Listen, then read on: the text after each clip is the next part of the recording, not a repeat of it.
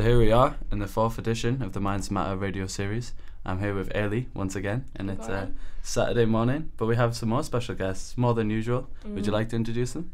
Right, so this is Emma Warnock. She is a mental health patient with NHS, and she's also my best friend from when we were four, so we've known each other a very long time. And with us also is her mother, Jackie Hood, who is a mental health nursing lecturer at the University of the West of Scotland, and with previous experience as a mental health nurse also. And also with us is Emma's stepdad and Jackie's husband, Brian Hood, who is also a mental health nurse with NHS. Welcome. Are you excited to be on the radio? Yeah. Have you been on it before? No, never before. No, first time. The first time for everything. Exactly. Yeah. Right, well, I think we'll just get started straight into questions then. So I think what I'll first do is I'll ask Jackie and Brian yourselves some specific questions about your role and your profession, and then we'll move on with Emma and whatnot as well. So how did you both first get into your job, and why did you choose mental health nursing? Well, I've got quite a good story how I got into my job.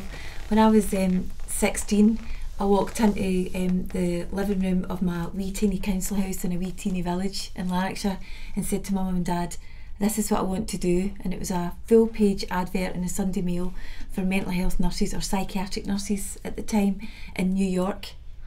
So the two of them were completely shocked and dragged me around all the hospitals in Glasgow to be a real nurse instead of a mental health nurse. And then so I started as an adult nurse first, and then very quickly became a mental health nurse after that. Okay. What about yourself, Brian? My story is not quite as exciting as that. I've been in mental health nursing for 32 years now, and it's my third job probably, I would say, since I left school.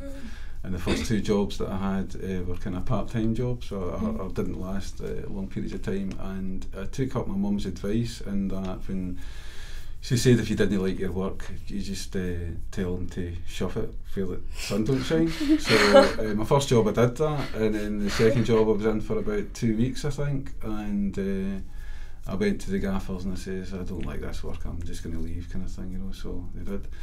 So I've kept that principle going in mental health nursing, but you know, after 32 years I haven't told anybody where to go yet. So you enjoyed it then? Yeah. So I did quite go through the same sort of process, you know.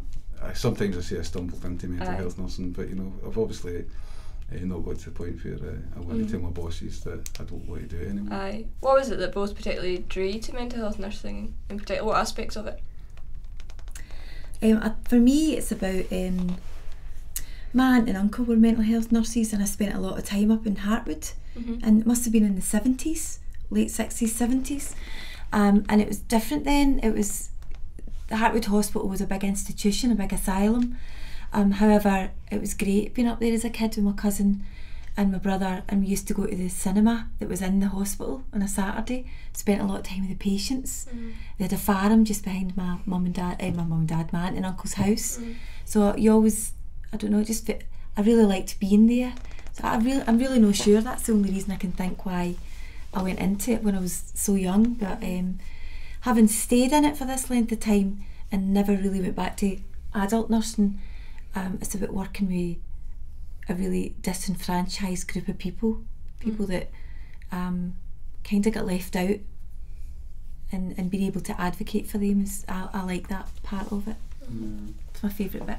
I had a kind of similar, well, different but similar experience in terms of having that contact. You know, I was in the school band kind of thing, you know, and after we finished school, we continued the band and things like that. And one of the guys in the band, the singer and the bass player, knew a mental health nurse, and it was a bit like, you know, going to the cinema and the hospital and things like that. So there was a kind of social activity, and I think it was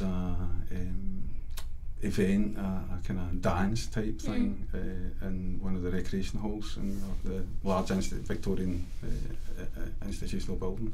And I don't know, it was either an Easter thing or a Christmas thing or something like that, you know, and we'd been asked to go along and play to the patients kind of thing. Okay.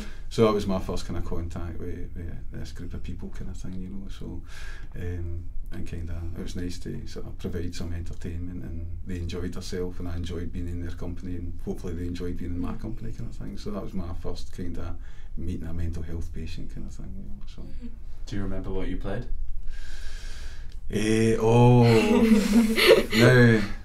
Buttercup. We're talking about the 80s, you know, so it could have been anything really, kind of thing. I played the guitar. I'm sure they loved it. It was a good night. Fantastic. What would you say was your first impressions then of, I guess, these institutions then back then? What were your first impressions of them? Well, my first impressions were a really warm environment. I'm you know, you remember your childhood, and you're going way back. I'm going way back to the 70s, and you kind of remember it as always being sunny and nice.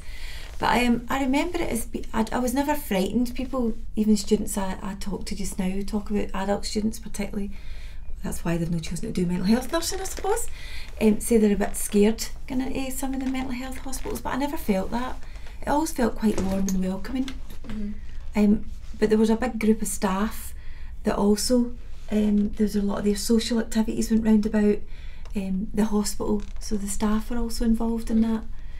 And I suppose when I first started mental health nursing, it was quite sad. People's lives were changed forever because of an illness. I always felt a kind of sadness about that, particularly around psychosis and schizophrenia, because it was the early 80s that I started training. I've been a nurse for a long time. I started when I was 3.5. I started when I was 4.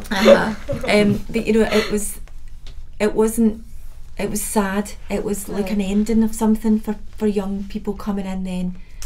People didn't really quite recover. They were there for a long time. They were in these institutions. That was basically their life basically, and started a different life in these institutions where you've seen people, and I still see people in the hospital that I go to at the moment who have been there for a long time, 30 years. And do you feel that's just because they get stuck in the system, so to speak, or is it just their symptoms are too complex, or what?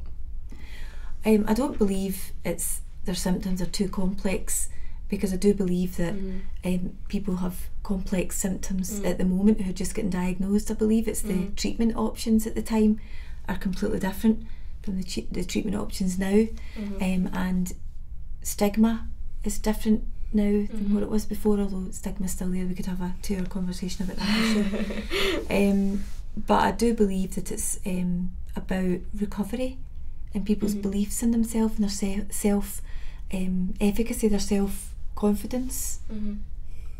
But God, it's a big, I don't know. No, I know it's a big question, no, I know, but I mean, my thoughts around that kind of thing is the building looks the same, but the contents are very different.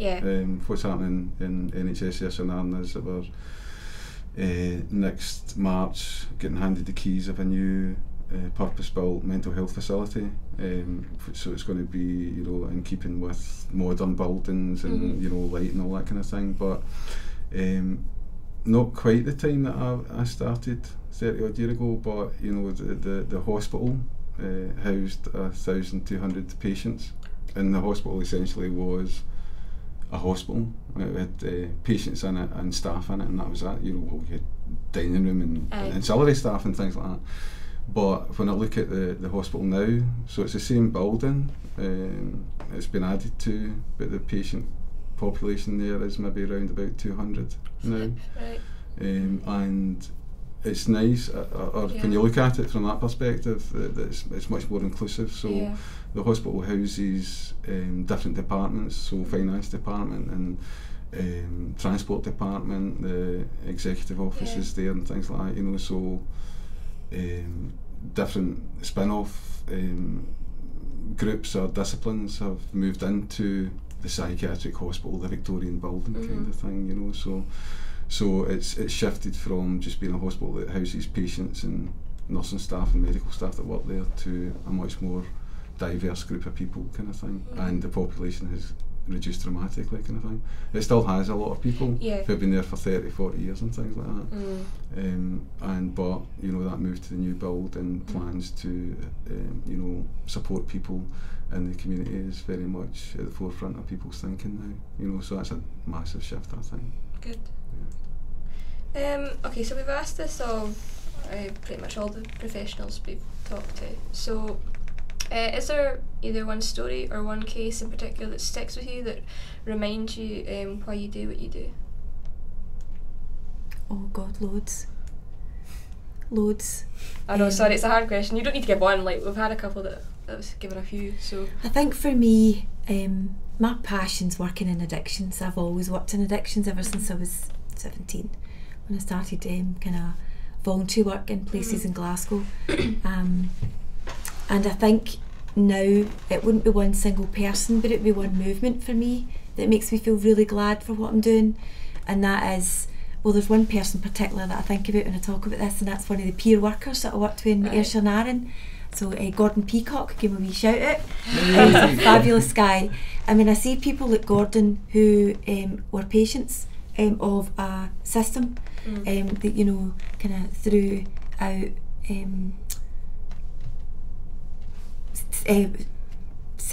harm reduction medication and things to people, and he had a problems with mental health as well.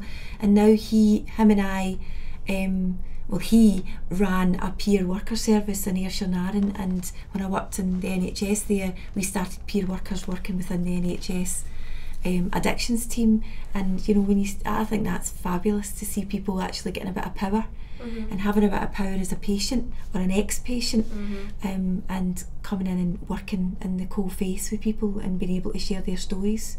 So that, for me, it's not really a person, just a whole kind of movement for me has made me feel really proud of being a nurse in the mental health service. Fantastic.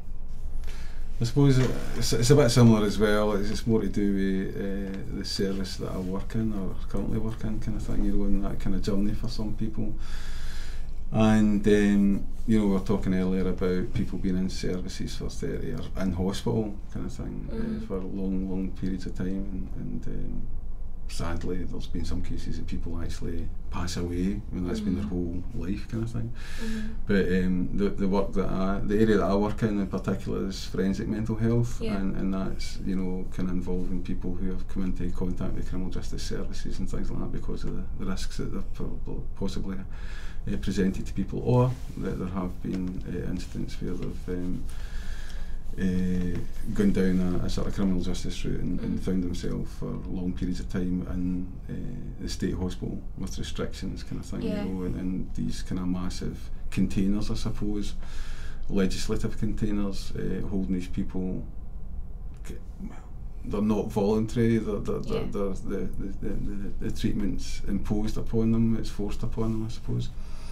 And that's long journeys, you know. I mean, some people have an idea that people get admitted into the state hospital and the keys thrown away, kind of thing. That doesn't happen, you know. The kind of average stay in state hospital is 3 years, so it is about that, people moving forward, you know. But a guy that I'm thinking about just now spent something like 7 years in the state hospital and then moved to sort of local facilities and remained in there for an equal period of time, kind of thing, you know. So that's a long, you know, from the age of 19, you know, half your life is the other half of your life, you know, to your into your 30s and things like that, is in an institutional setting, kind of thing.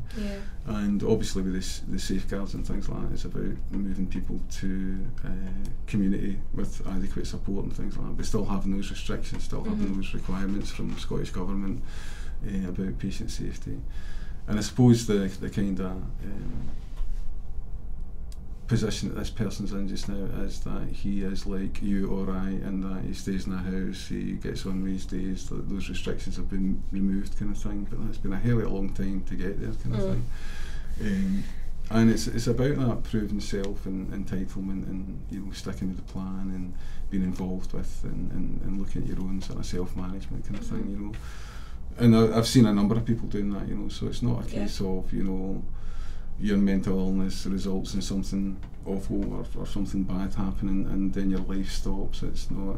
It does for a period of time, or it can, you know, during treatment and things like that. But there's always light at the end of the tunnel, and you know, people just go on with their life, kind of thing. You guys give extraordinary support to the patients, and you've seen how the system's changed with inside the buildings. Has the support for yourselves as professionals changed over that time? Has it become better? Has it become worse? Yeah. I think it's became better. Yeah. There was mental health nursing is a kind of odd thing, you know, and we've been doing it for a while, and I suppose it's that kind of caring thing and wanting to do things for people. And you know, mental health nursing isn't the only discipline, obviously, that's involved in mental health recovery. You know, there's medical staff, there's psychology, there's allied health professionals and things like that. And what I've found in years gone by is that we weren't very good at describing what we did. We weren't very good at saying, this is our particular skill, this is our particular area of expertise. It was more a kind of caring thing, and I think we fell into the realms of, well, if somebody's not going to provide that, then the mental health nurse will do it, and the nurses will do it, because we've identified that person needs that support and things like that. And I don't know when it was, 2006 or something like that.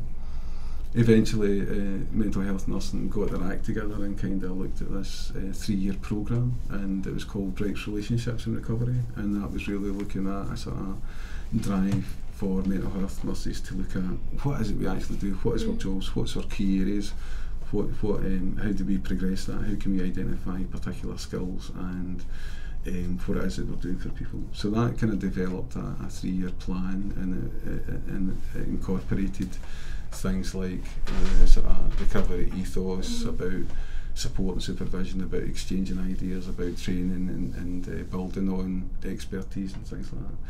And from that's kind of, you know, following that 3 years, there was the Rights, Relationships and Recovery movement, keeping it going and things like that.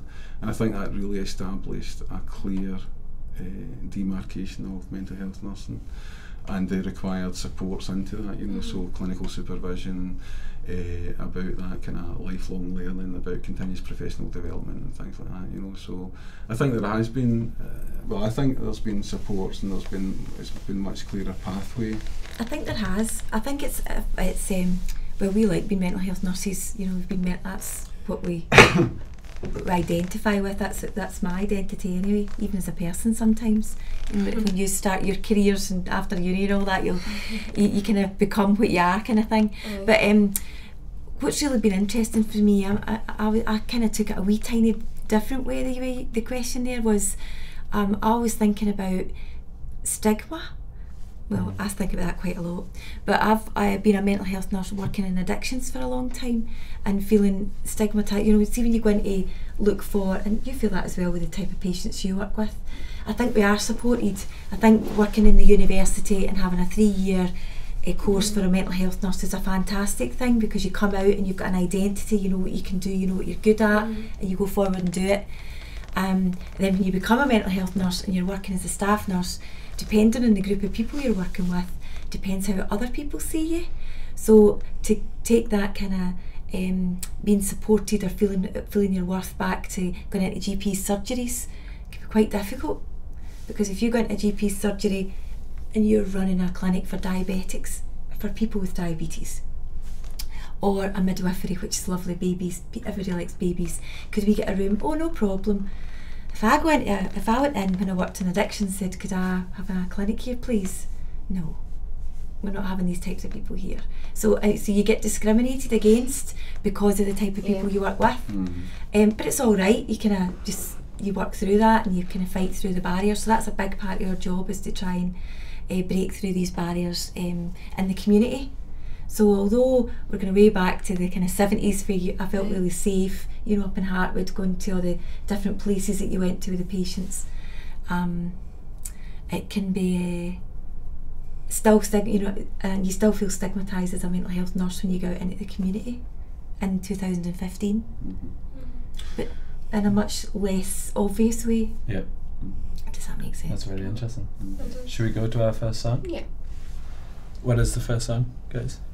What's the That's first one? Brian's song, I think. Is it? Yeah. Can you see it? Sorry. You've got to say it live. I didn't have much You're in the time. radio. No, no problem. Sorry, you can cut that bit out, can you? Hopefully you've been streaming. So this is Help by the Beatles. I need somebody help, not just anybody help. You know I need someone help. When I was younger, so much younger than today, I never needed anybody's help in any way. But now these days are gone and I'm not so self-assured. Now I find I've changed my mind and open up the doors. Help me if you can, I'm feeling down, and I do appreciate you being round.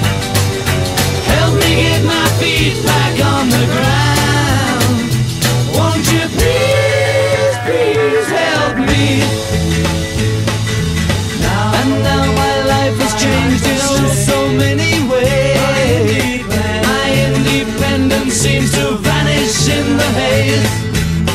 But every now and then I feel so insecure. I know that I just need you like I've never done before.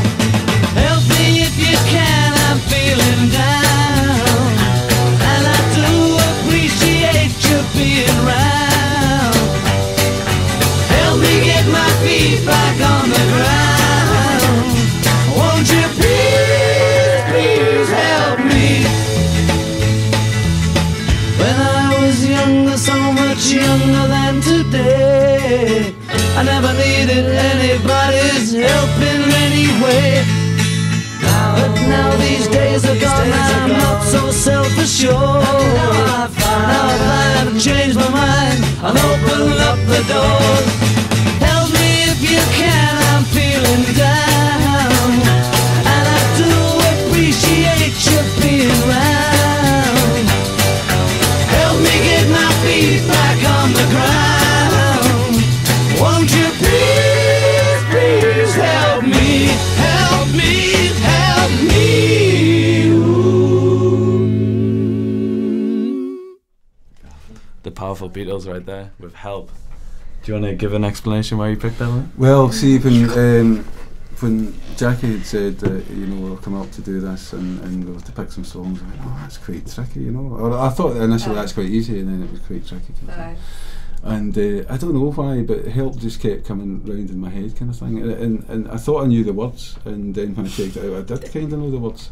And for me, the song kind of fits in. It's about being a young person, kind of getting on with things, and feeling that you don't really need anybody else in your life, kind of thing. You know, it's just, you know, I know where I'm going, I know what I'm doing, and all that kind of thing. And then when we get a bit older, like me and Jackie, it's kind of often in mental health we talk about journeys, kind of thing, and I think it does kind of describe a journey, and you know, looking back and what I was like when I was young, and then looking where I am currently. And sort of sometimes when I'm feeling down and that kind of thing, you know, it's good to have people around about you, kind of thing. And the wee twist for me with Help is that, you know, although it's kind of talking about feeling down and feeling that you need people around about you and stuff like that, which is a good thing, the metering of the song was quite kind of bouncy, you know, so I thought that was a nice wee kind of twist in that, you know, so it's talking about low emotions but with a bouncy tune. Yeah. So that's why I picked Help. That's a good song though, I do like it. And you like the song. Everyone It's loves a good toe tapper. Okay, so I'm going to move my question on a wee bit to Emma now.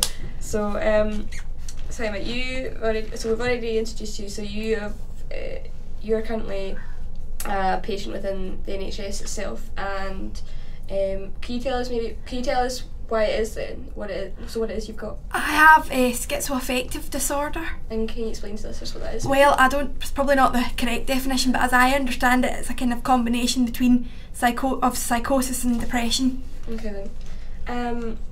Can you explain then what symptoms come along with that? If you Hallucinations, so visual hallucinations, voices, you know, kind of paranoid thoughts and things like that, and obviously, you know, feeling really low and suicidal and things like that. Okay. And is it something you've had for a number of years? Or? Yeah, well, I was diagnosed when I was 15, which is 5 years ago, but I've actually probably had symptoms since I was 13, so right, okay. It's about 7 years. So do you feel it first presented itself in your life when you were 13? Yeah. And I mean, you don't need to go into too much detail about it, but were there certain things that contributed to its development? I've been asked that a lot of times, and to be honest, I don't really know what to say, because I can't pinpoint it to an event in my life that happened and then it began. It just sort of, it started and then it just progressed and progressed. Was it worsened by anything? Was it worsened by anything that happened in your life at all, or do you feel it just? Was it a mixture of nature? Is it a mixture of like nature, but also nurturing things that happened on the outside to you, like it was made worse by that? Yeah, I think probably yes. Okay. How do you feel then folk reacted to you when you were first diagnosed? Do you feel folk were positive or negative towards you? Well, I have to say a combination, because my mum and Brian were amazing and really supportive and really kind, but not all of my family were. I think a lot of them were really quite frightened that it meant I was going to hurt somebody, or that I had, you know, there was something wrong with me. And I definitely did feel that from some people around me. Do you did you feel even the same within social circles possibly as well? Yes. Okay. Yeah. Did this change over time though? Do you feel like yeah, when folk got yes.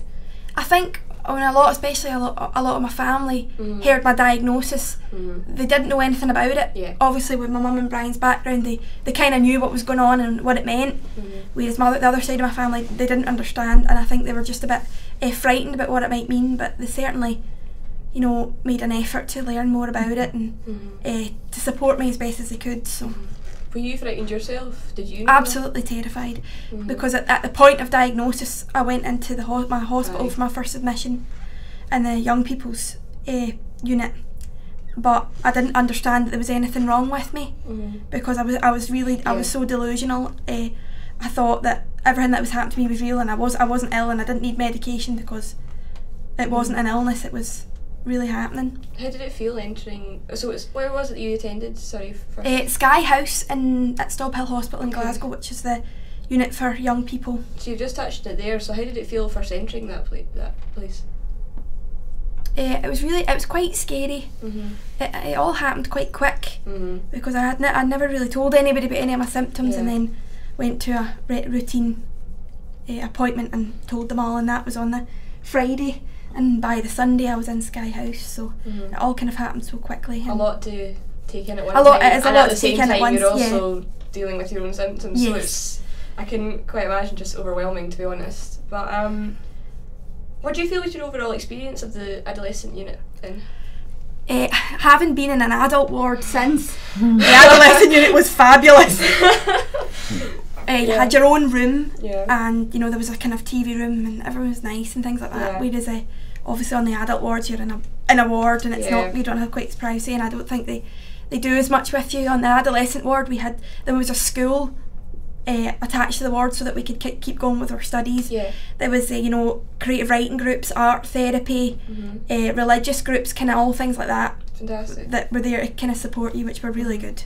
It's interesting. I've talked to folk that have actually been in Sky House themselves at nearly the time when you were in as well, which was just by chance purely, and they have had a mixed experience like yourself, in the sense that it was good because they needed it at that time, but at the same time it's like almost like a necessary evil to get onto their road to recovery.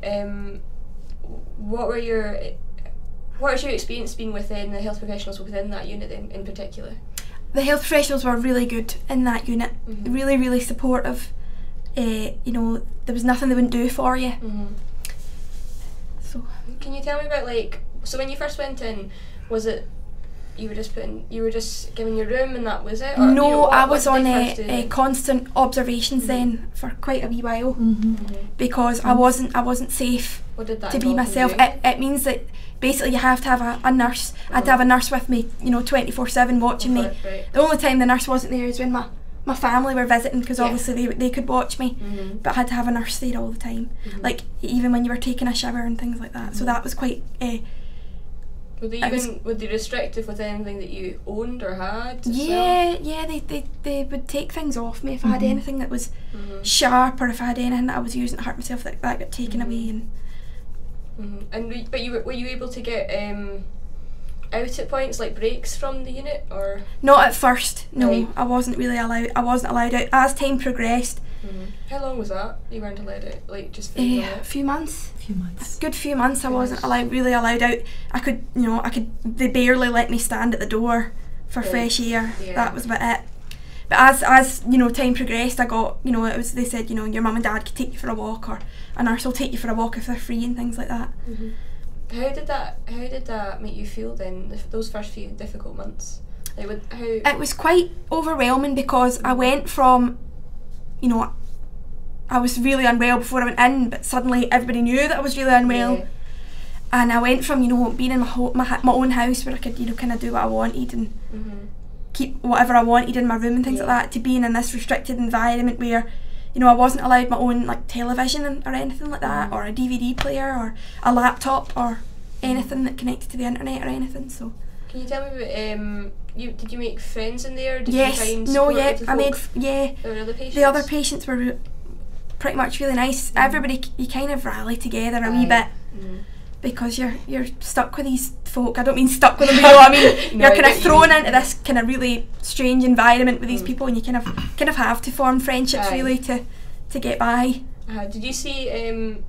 I mean, obviously, your own recovery started to begin in that unit, but were you able to witness their own recovery or begin? Yeah, I recovery saw as well? a few people, come in and go in the time that I was there. And are many of them you still in touch with, or? I haven't seen many of them, Yeah. but we have, with Facebook and things like that, you keep in touch with some people. Fantastic. Okay. Is that just a kind of general question to everyone? Is it a perennial fear that kind of shock when they first come in, and if they're not aware like yourself of what's happening? Is that a breaking point for a lot of people? When people are taken into hospital, I think the difficult thing about the easiest way for somebody to get into hospital is if they go in under their own wishes, if they're not taken in against their wishes. And I think it's easier if you can, explain to somebody or have a conversation with somebody about their illness. Emma was taken in. Emma was an informal patient, so she wasn't detained and taken in. They asked me, and I agreed to go in. Yeah. So she agreed to go in, but when you're really, I don't know what you see patients when they really don't believe they're unwell. It's awful. It's really scary for people to go into a ward, not quite be locked up, because people still are kind of locked in a ward for their own safety, but even in an admissions ward or in Sky House, that didn't happen. You were in a ward. You would have been legally free to go, but it was about convincing people and trying to talking into staying there. Yeah, I think at that point though, if I had said I want to go, They would have stopped me. They would have made me. I would have been taken in. And it's when you're a nurse and you're working in that environment, you can see the benefits for the patient. We could see the benefits for Emma, even though she wasn't your patient, she was a daughter. I certainly had points where I was ready to say, I'm going home. I'm not staying here. But then I knew enough to think, well, I'm not going to get to go home even if I say I'm done. I don't want to be a informal patient, because it would just have kept me in against my wishes, and I didn't really want that. I think what was quite interesting, we were having a conversation about this a couple of days ago, about a long time ago, and a patient saying, I knew that if I was in the ward and I told the psychiatrist everything they wanted to hear, I would get home. And if I was at home and I said I was hearing voices, I'd be taken back into hospital. So patients know themselves, or individuals know themselves, that what to tell people and what not to tell people. When people get very ill, particularly with psychosis, I suppose, and delusional thinking, that they really don't believe they're ill, that's when, you know, we have to kind of professionals intervene and take people away if they're without their own free will. Well, I feel when I was admitted, it wasn't my psychosis that I thought I had psychosis that I agreed to go in. I agreed to go in because I knew and understood that I was depressed and that I didn't feel safe, which is why I agreed to go into the hospital. I think that, you know, it's that kind of high levels of distress and things like that, you know, and you know, we often use the word recovery and things like that, and it's what you know, the person wants and stuff like that. You know, sometimes it is a necessary evil, I think, you know, to bring people, because of that level of distress, you know, and I don't know whether Ailey's planning to look at changes in mental health legislation and things like that, you know, but certainly in terms of the current Mental Health Act in Scotland, you know, it's about reciprocity is one of the things they talk about. So it's about saying, well, if we're imposing this on you, we need to return something. You know, we can't just bring you in and say, right, that's it, and it's against your will. We're bringing you in because of a particular reason. And sometimes, you know, people coming into hospital who are in distress, and you know, there's part of the act is that, you know, there's various tests, kind of thing, thresholds. And if there's significantly impaired decision-making ability by that individual, which might be as a consequence of believing that everything's true, but you know, to Joe Public, it's clearly not, and it's causing that high level of distress. It's about, you know, the authority taking, or the health board taking the decision out of their hand at that particular time.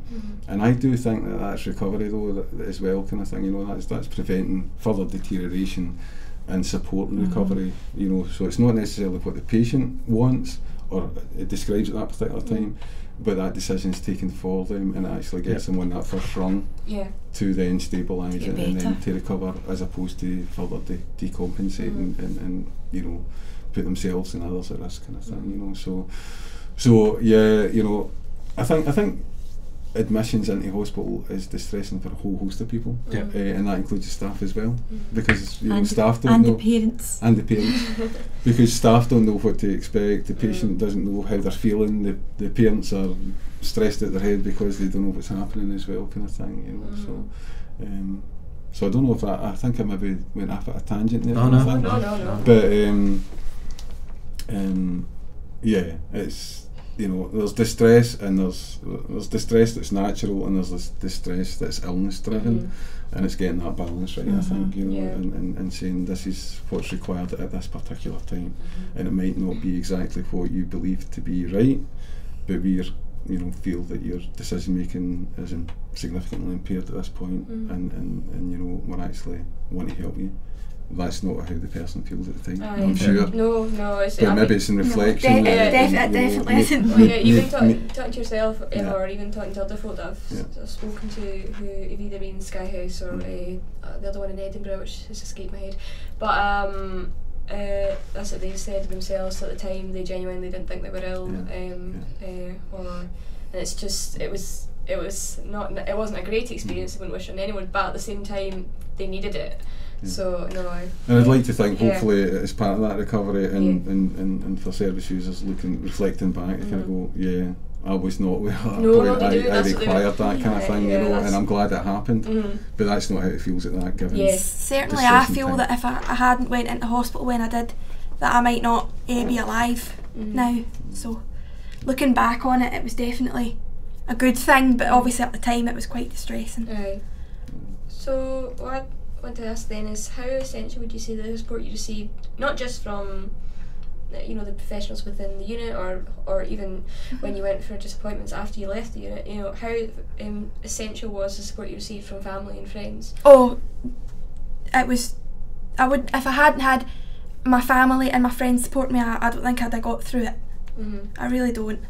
I'm interested, what support is there then for people that leave hospital that say don't have family or maybe even close friendships? I know, it makes you wonder, doesn't it? We've often discussed that, you know, looking at Emma coming out of Sky House and then seeing other patients that were when you're up there every day or twice a day, you kind of get to know some of the other patients. Well, social services are there, particularly for youngsters, and you know, there's a kind of not quite halfway houses, but supported accommodation for folk. Community nurses can be a huge resource. Although, you know, when you look at how many patients community nurses are seeing in their caseloads, you wonder just how much support they can actually give somebody. But I think for me, in my experience and kind of looking in a bit, particularly since Emma became unwell, it's the community that offers that support. And I think that church people, particularly if somebody who belongs to a church, it's quite good, they've got support and care there.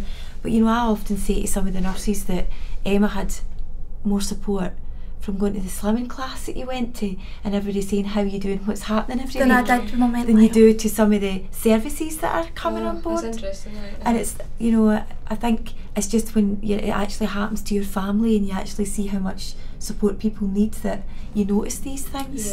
But then that, you know, the CPN is there and comes out and offers support that they're supposed to, but to have all these other wee things in place is really important as well. Sorry, can you explain to listeners what a CPN is? Oh, sorry, a community mental health nurse. Right, okay. That's it. A mental health nurse that works in the community. Okay. So I don't want to put words in anyone's mouth, but I'm wondering, Emma, you mentioned the disparity between the kind of development that you had in the young ward and then as an adult. Is there no kind of opportunities for learning in the adult wards? Is it? The rare thing, it was just quite an unpleasant environment. It was because, you know, I'd become unwell enough to have to go to hospital, and I thought I'd be walking into Sky House and I'd have my own room and it would be quiet and it would be, you know, cosy and it'd be quite nice, and it wasn't like that at all. It was really quite horrible. The staff were really kind and things like that. I'm not saying anything against them.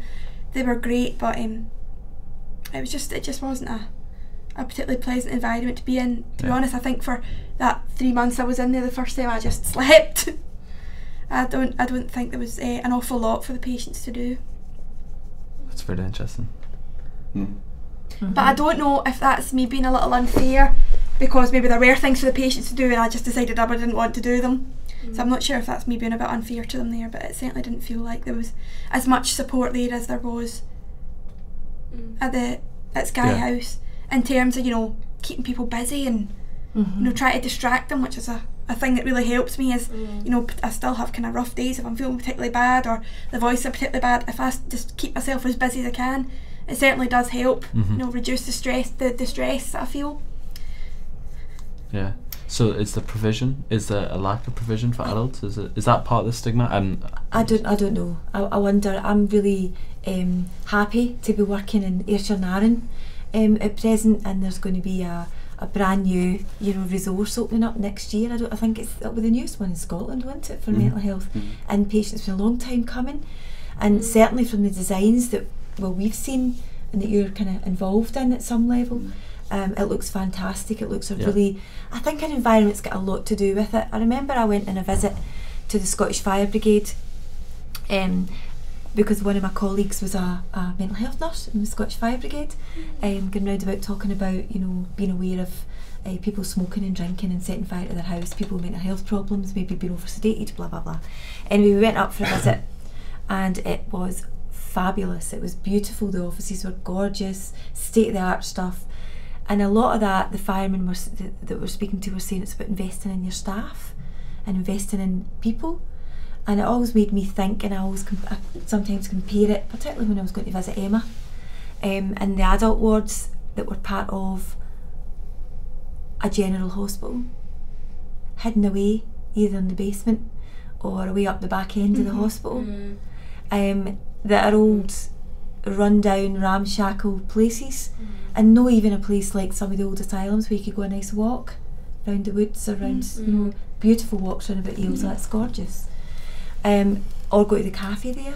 There was nothing. You just had, it's just these two wards. You visited it yourself. I remember it was myself, because I remember being surprised that the morgue was so close. I was just remember thinking, why is that so and you close kind of to think, this? where's the cafe's investment the other here? side of the grounds, because it's in the main hospital building, and it's a huge walk to find it, and it's just literally just plonked there, and it was just, I'm not gonna lie, I was quite shocked by it myself. You kind of walk through this. You walk through where people go for a smoke, and it's cigarette butts, and which is really nasty. No, I don't mind anybody smoking, crikey. But then you think that's the only place these people have got, these individuals, because some of them, they're not all patients, it's other people that come from other areas. And it's that investment, and I'm really excited about the new build and the new hospital for inpatients in Ayrshire particularly, that will be able to experience that. And you're kind of hopeful that other places will look the same and invest a wee bit in that investment in patients. And if you want visitors to come and visit people, that stigma again, very few visitors were there when I ever went. You don't want, there was once I walked into the ward Emma was in through the smoke, and there was a guy and a woman and a wee baby in front. Oh, we're going to visit somebody. And I was smiling. I thought, that's lovely. At visiting time, there are actually people going in, and then they had to walk through all this smoke. And I'm thinking, I wouldn't take a wee baby back to walk through that again. So, I wonder if they ever did come back. Anyway, that's depressing. It was quite depressing. Yeah. If I could describe it in one word, I would use depressing. But I agree. But it's good to talk about it and get it spoken about, because if we don't speak about it, then folk are ignorant to the issues, I guess, that they're being faced by in certain areas, or what changes need to happen, I guess. But it's good to bring it up, and thank you very much for doing that. I just want to go back to your support again. So what support have you received since? I mean, I know you've been involved in stuff like the Nemo project and I did Theatre Nemo for a year, which is a theatre a local to South Lanarkshire and Glasgow theatre company for people with mental health problems, and I went along to that and took part in the show. Yeah. What was it you did exactly? I was part of the play that we did, and I had to also get up and recite one of my own poems in front of everyone, so that was quite nerve-wracking, but Theatre Nemo was really good. It was great. Obviously I've got my family and my friends. I get great support from my family and friends. I couldn't get through half the days without them, and obviously I have my nurse, my psychiatrist, and I have my blood taken every month because of the medication that I'm on, so I do see them fairly regularly. And I've had to World of Work. I went to the World of Work, which is a South Lanarkshire thing, which is about helping people with mental health problems get back into education or get back into work, and I did a few workshops and classes and things with them, and they really helped me. I'm at college now, so they really helped me with applications and how you're going to get there and what you're going to do and all that, and they really helped me with that, so I'm settled at college now, so probably thanks to them. Well, I was literally just going to ask, how has this helped your journey to recovery? But definitely the support I've received is crucial, I think, to me, not just to my recovery, but to staying well once I get to a place where I'm feeling well and I don't need to be in the hospital and I can manage my own medication and my own symptoms. I think the support is really important. And I think just seeing it myself, I think what's helped is the fact that that there's support there, because I think if there's support there, but if you weren't aware that it could be there, I think it's a shame that a lot of patients don't feel that there's support there for them, because friends of mine, that they maybe don't get on very well with their nurse, or they don't like their psychologist, and they're frightened to pick up the phone if they're not feeling well. My nurse is great, and she always says, if there's anything, even if it's just like a daft wee thing, phone me, which I do, and she's quite supportive as well. So I think it's a shame that people feel, kind of isolated maybe, that they don't have the support. And as you say, I'm sure there are a lot of people out there with, severe and enduring mental health problems that don't have family and friends there to support them. And I think it's important that they need to feel that at least medical staff are there to support them. Fantastic. Great. So we had the Beatles before, and we have another song. What is it this time? What's the next one? The Jam. That's my choice. Why did you pick the Jam? I love the Jam. I particularly think Paul Weller is a fantastic songwriter, and That's Entertainment is just so gritty. I could have put the Tube Station at Midnight as well. That's so gritty. I just think the words are fabulous, and just a real snapshot of time and history. That's why I picked it. Fantastic. So here we go. That's Entertainment by the Jam.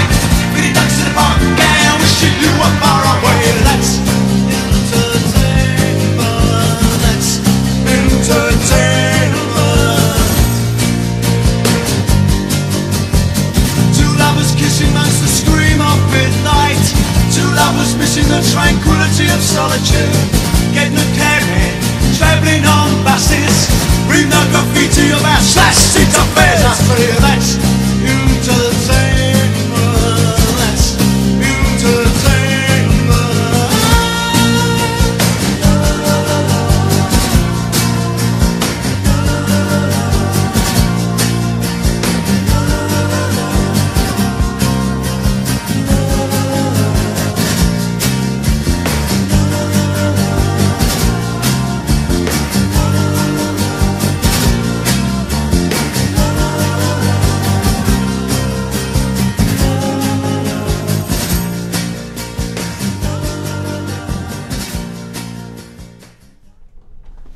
That's Entertainment by The Jam.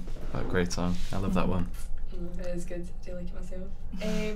Okay, Emma, so what I was just wanting to talk about a bit more was, so you've said already that you're still living with your symptoms and whatnot, so how is it you cope with these? Do you creatively cope with them, or do you use distraction techniques? Creativity is quite a good thing for me.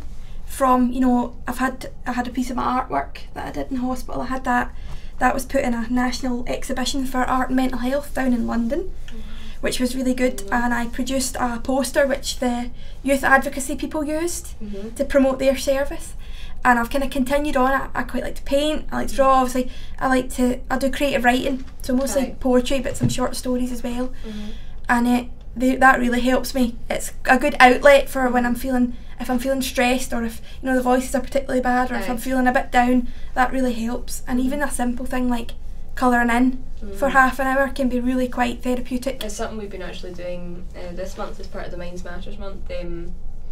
We reserved a room in the library, and for either a few hours a week, or actually on Friday it was all day, wasn't it? So you produced mandalas. A series of different ones. Yeah, different mandalas, and we brought the colouring instruments, and folk would come along just maybe for an hour. It sounds strange, but it really does help you relax. Oh, it is. It is really just calming, isn't it? But does music help at all in any way? Yeah. I mean, we've been talking with a few folk that we've talked to before previously, like our first interviewee, Tom Garnett, is really into his music, so like he says that for him he really finds music therapeutic. I love music, and I think it does help. It's a good distraction, especially I think when I'm hearing when the voices are bad, because it does kind of drown them out a little bit.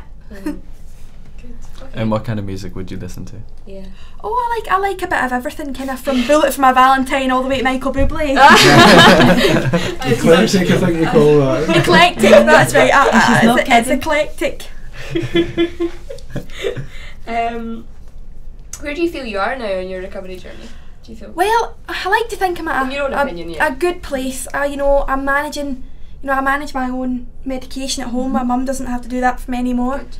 You know, I'd obviously had problems managing my own medication with, when things are bad, missing doses because I don't feel, the voices don't like me taking my tablets, so I wouldn't take them and then things would get worse. But I manage my own medication now. As I say, I'm at college, and I get there 3 days a week I'm there managing to keep up with all my assessments and folios and things. And I kind of feel quite happy and quite centred, and just kind of I like to think I've kind of reached my optimum bit, because obviously the symptoms are still there, pretty much all the time. So I'm still, I'm constantly learning, new ways to cope with them. But I do cope with them, which is a great thing.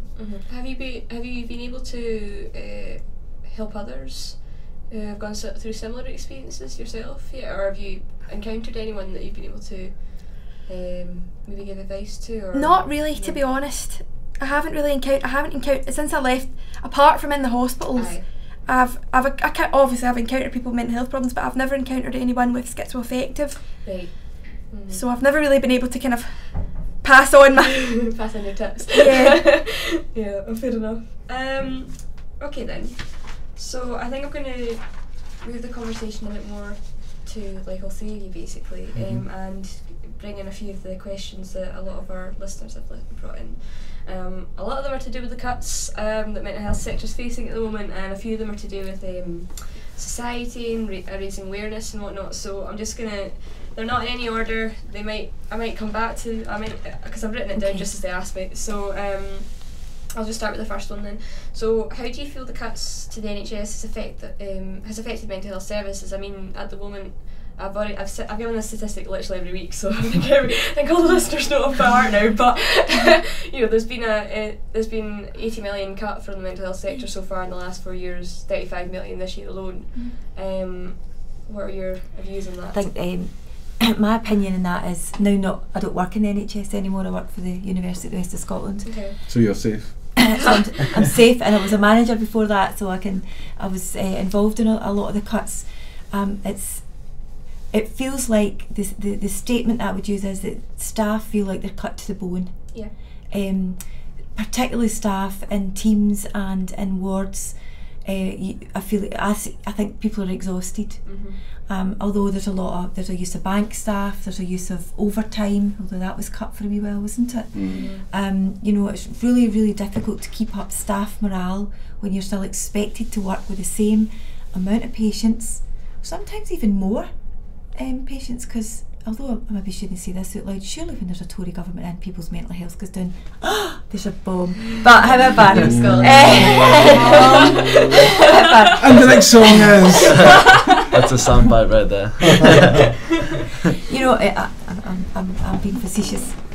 They're still expected to deal with the same amount of patients coming through the door, either in a ward or within a community setting, with the same complex needs and issues, but with less time to deal with them and with less staff to deal with that.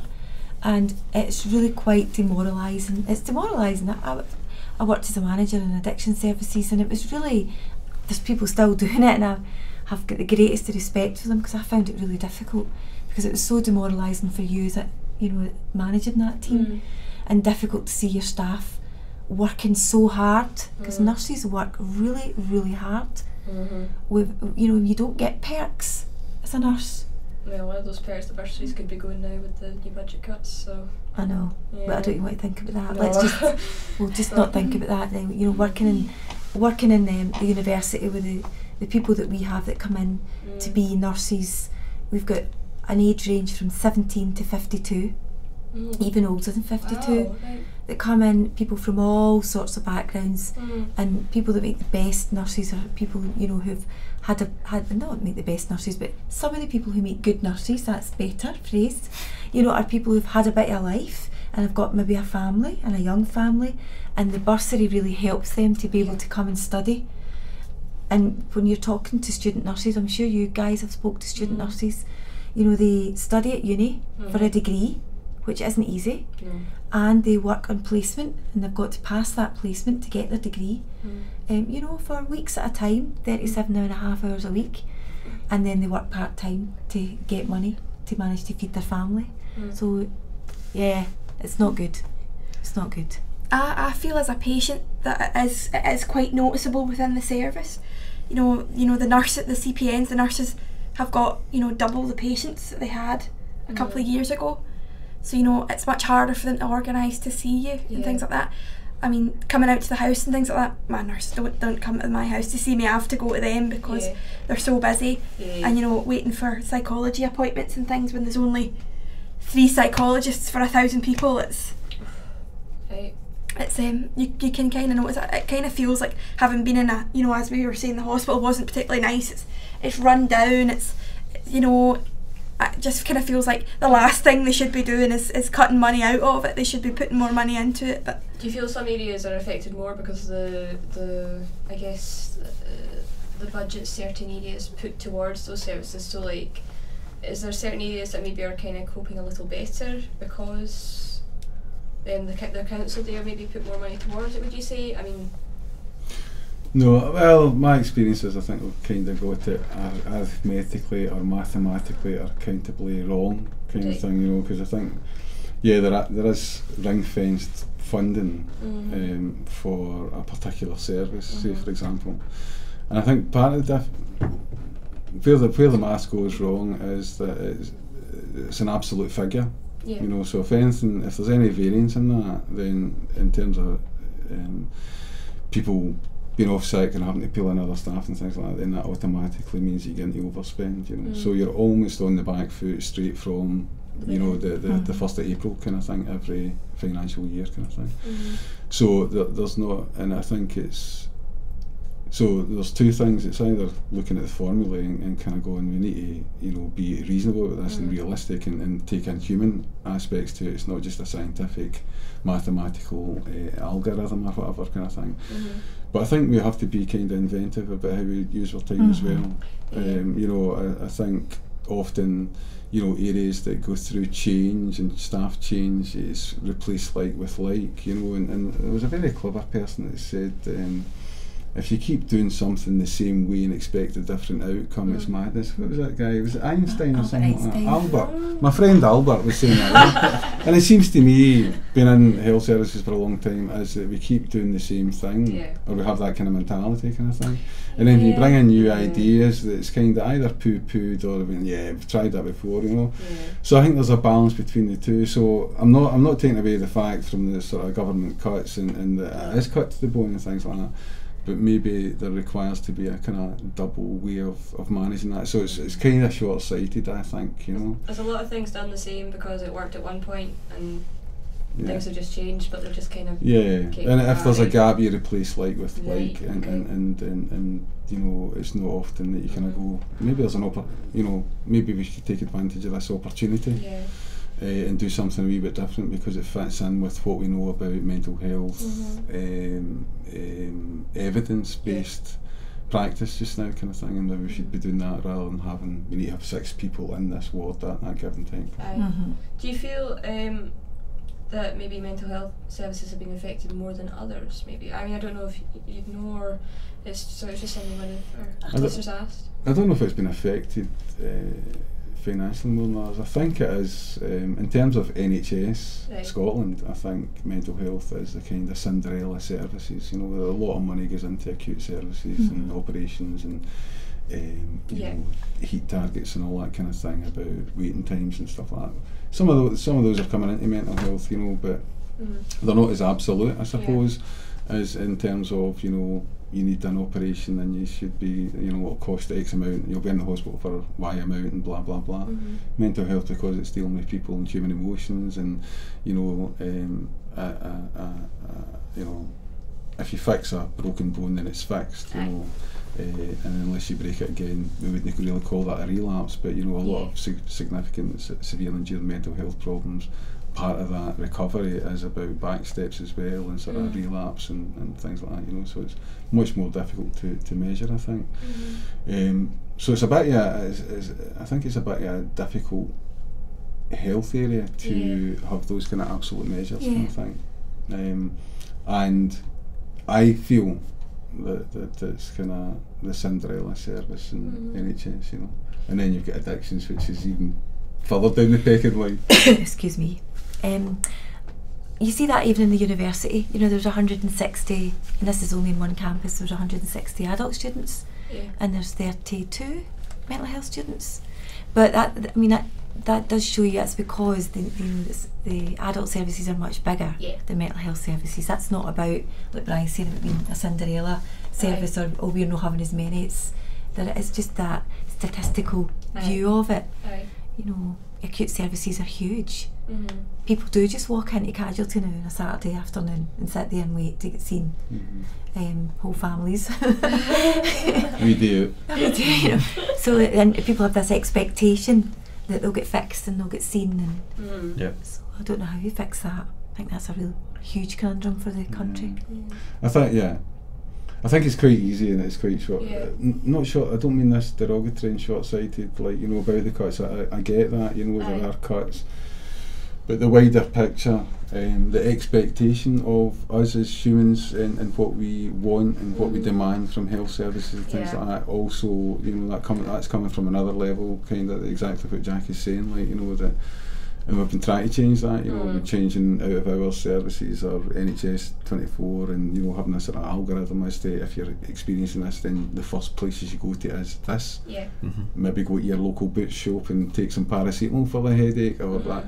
But we get people just going into A&E, demanding, being seen and then not being seen within targets, and then that becomes a big criticism, I suppose. Why do you think that is? Is it because we're looking for a quick fix because of the society we live in today, where everything's quite fast and pressured and all that? Is that just is it just a, for lack of a better word, a symptom of that, or?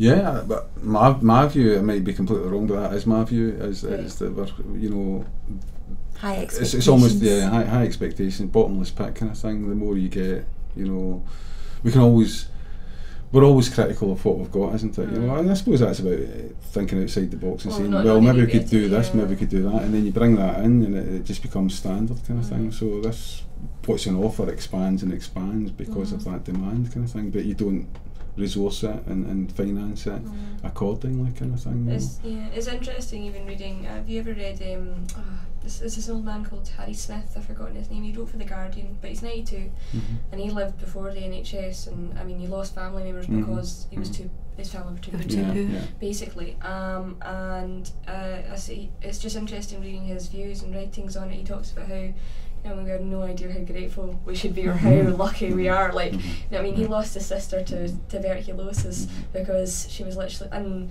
you know, and she was. He remembers her as a 3-year-old being tied to her bed because, you know, she might hurt herself, and because she was obviously like in delirium with fever and all that. But you know, they couldn't even bury her in a nice place. Do you know what I mean? So it's stuff like that. We have no idea what we've come from because we've no living really memory of it anymore.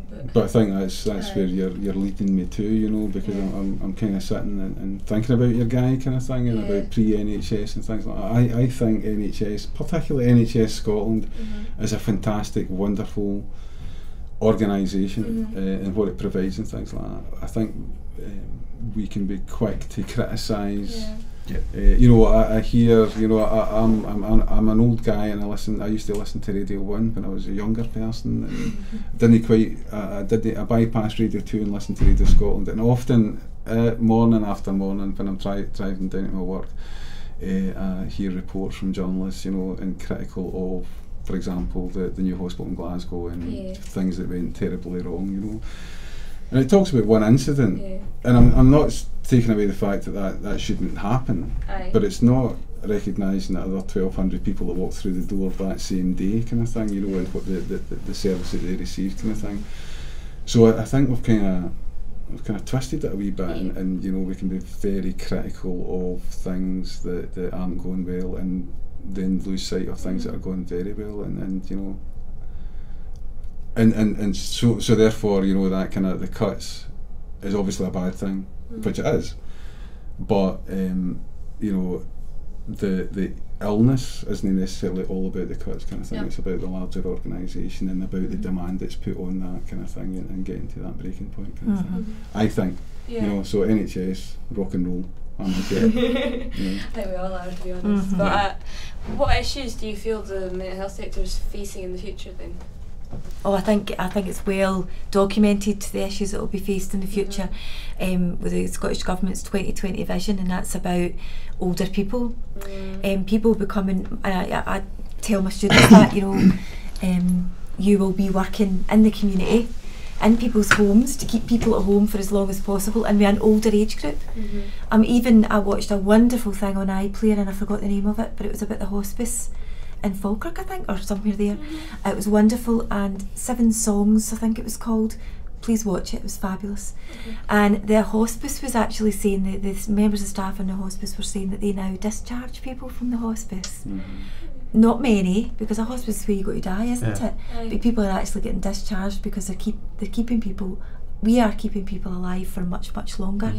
There was another lady in it who was diagnosed with a terminal illness, and like 15 years later, you know, so terminal illnesses last much longer. And if we're talking about mental health illness, mental health conditions, dementias, you know, much more people with dementia.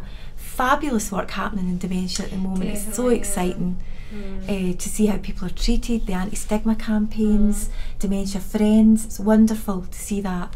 And I know we spend a lot of time in university teaching students about dementia, and really being privileged to work with people with dementia, you know, and being grateful to have that, to be able to do that. So older people with mental health problems, because I'm expecting Emma to live for a long time, probably still with schizoaffective disorder, and had taken her clozapine medication, and having her nurses come and see her at home. But also a much more complex range of issues, because as you get older you become physically infirm. So if you become physically and mentally infirm, then as a nurse, as a mental health nurse, you need to know a lot more about physical illness. And as an adult nurse, you'll need to know, which we're starting at the moment, to introduce all the dementia champions. They need to know a lot more about mental health problems as well. So it's, yeah.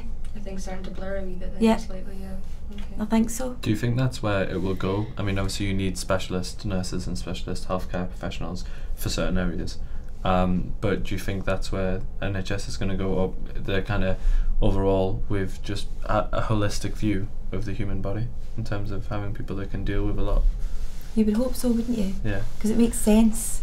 And there's the health and social care integration at the moment. It's looking at, looking at the individual, and the health and social care needs of that individual should be wrapped around them in a kind of person-centred way, which is great and it sounds wonderful.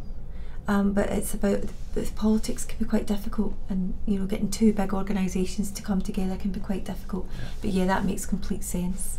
It's a bit. There are other countries who don't have mental health nurses or adult nurse. Well, I suppose they have a generic nurse, and then you specialise in what you want to do. I don't know. I think mental health nurses have just started to get their act together in the last decade. Well, I think we've always had our act together. We've just not bothered telling anybody else. I've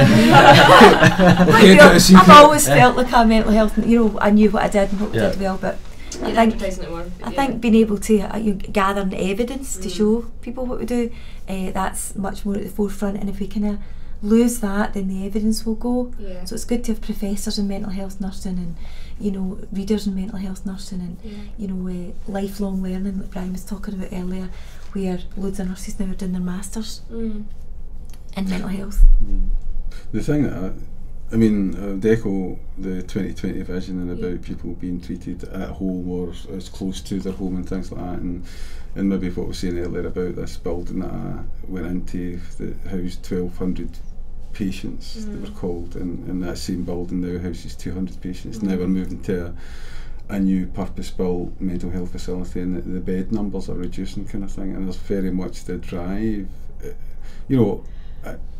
Acute admission wards, there's a quick turnaround, generally speaking, kind of thing, so people with mental health problems don't actually spend a lot of their mental health, their life in hospital. That's just a very short period of time, kind of thing, so it's about balancing that up. And I think mental health kind of learned a bit from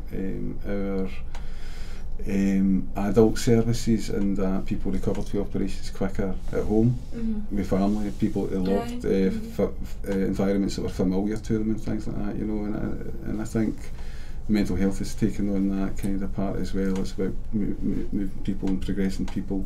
And we talk about resources about psychologists and doctors and all that kind of thing, and possibly these are in my head as formal supports, but probably the better aid to recovery is informal supports. And as Emma had mentioned, about the support from her mum and family and things like that, is probably and possibly proportionately better than what you get from meeting up with a CPN. Yeah, definitely agree. Because they only get a snapshot, they don't get the full person. And another thing that shifted for me is, I can't remember the document, but it's no health without mental health. But it's looking very much at joining together mental health and physical health. And I get that as a clinician, kind of thing, of the importance of that, the statistic of, life expectancy for people with severe and enduring mental health problems is that they're going to die 10, 15 years earlier than the general population, kind of thing. But it's trying to get that message, I think, to patients as well. I tell a story about, going and seeing someone who's on a sort of depot medication, a long-acting antipsychotic medication. So people don't have to forget or remember to take their oral tablets each day. They just get an injection every couple of weeks, and that maintains that. It's a slow release medication. And I was in the person's house and I was saying, right, okay, we'll get your medication, we'll get that sorted and things like that, and asking them about smoking and about physical health and their exercise. And I'm like, why are you asking me that, Brian? I'm going, well, because you eat and you diet and you exercise, or you don't, and I know that if you don't do these things, if you don't take care of your physical health, you might your life expectancy might be shortened, kind of thing. And I went, no, you just come in and give me an injection, you know, and that was it. So their perception of me as a mental health nurse was, Brian's the guy that comes in, gives him the medication, and then goes away. These physical things don't, you know. So from a clinical point of view, you should be dealing with the whole person, their mental health, physical health, social needs, and things like that. But it's actually getting service users to get into that way of thinking as well, you know, and I find that quite fascinating. It's interesting, even what Fiona Grant was saying last week, because obviously she's a mental health nurse for the university here, and she's saying she sometimes gets people that come to her and they've been getting very down, or they've been getting incredibly stressed and just can't, I mean, they've been finding it very difficult to deal with, and you know, and she's saying, you know, are you eating 3 meals a day? Are you doing this? Are you doing that? And a lot of the times they're not either eating well, or they're not eating at all, or they're not exercising anymore, they're not socialising because they're getting stressed. And she's saying you've got to be able to live your life, but live it well as well. It's, I think that's what we were saying as well. The first 2 weeks of uni, you do what you like. She's like, oh, I'm away from home, I can sleep in, I can eat macaroni and cheese and toast or something, you know, I can do what I like. But then after about 2 weeks you think, oh no, I feel awful, I need to get back onto what I'm used to. So and I think that's what she finds a lot of students, they don't realise how much what you eat and how much exercise you normally do affects your mental health. Touching on what you said, I think it's quite important that people with mental health problems remember you're allowed to have a life as well. It isn't all about appointments and medication and managing symptoms and dealing with it. You should be able to go out and go and see your friends for a meal, or go out with your family, or you know, sit and watch a movie. You've got to have a normal life as well. You know, you can't always be focused. You go, oh, I've got a mental health problem, so I've got to be constantly making sure I don't get stressed. Everybody gets stressed. It's not who you are. It is a part of you. It's not who you are. It's not what makes you you. It's not. No. Yeah, it's just a fact. I mean, it fits in exactly with the Scottish Recovery Network's definition of, you know, living a fulfilling life in the presence or absence of symptoms, kind of thing. You know, and that's something I always keep in my mind as well. Kind of thing, you know, just the fact that someone's experiencing things that I don't doesn't exclude them from or preclude them from certain activity, daily activity, kind of thing. Definitely. Well, Emma, it's your song now. What did you pick? Oh, Amy Winehouse. And why did you pick this one? Oh, well, quite like Amy Winehouse. I didn't at first, but then these two were obsessed and listened to it that many times, and I just thought this song, I just quite like this song. Perfect. So I thought it was quite a nice wee song. There is no greater love with Amy Winehouse. There is no greater love than what I feel for you. No sweeter song, no heart so true. There is no greater thrill than what you bring to me. No sweeter song than what you sing to me. Ooh, you're the sweetest thing that I've ever known, and to think that you are mine alone. There is no great love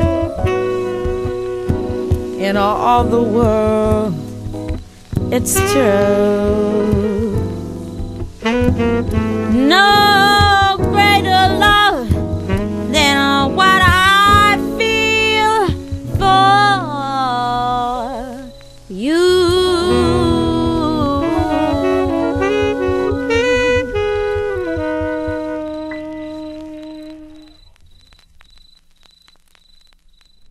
patients. So that was Amy Winehouse, the one and only. Incredible singer. Do you kind of get the same feeling of being on stage and been able to express what you do, even through your poetry? Yeah.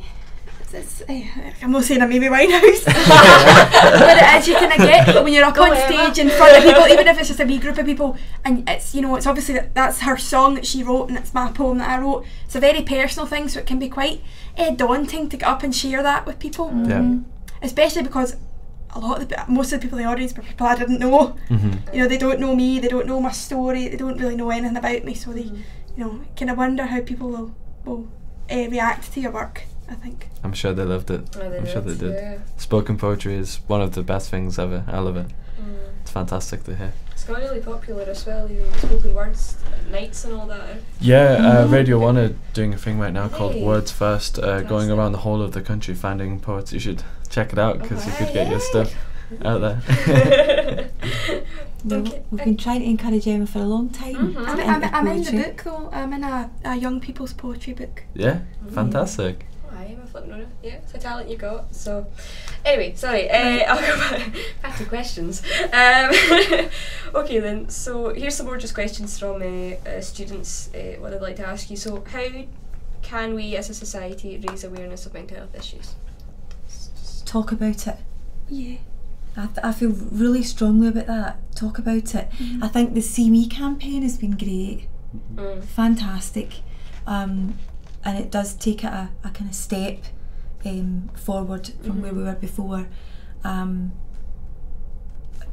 suppose we get thrown into being carers 5 years ago, well, particularly when Emma became unwell, and it's always taken me by surprise when you talk about being a carer of somebody who suffers from psychosis, and talking about it quite openly, and I don't feel any stigma about it. I think it's, you know, I don't feel that it's anything to be negative about, or how many other people say my brother has schizophrenia, my mother is psychotic. It always takes me by surprise, and people don't talk about it. They don't mention it because they don't know how to. Either don't know how to, or they choose not to. But I've found over the last few years that people have felt safe to say it to you if you say it first. If that makes sense. I think it's quite important for people with mental health problems as well to come out and speak about it, because I think a lot of people are quite ashamed sometimes of their mental health problems, and shouldn't be, because it's nothing to be ashamed of. And I think if people get out there and share their story, especially people who are in recovery and doing well, I think that probably would really help.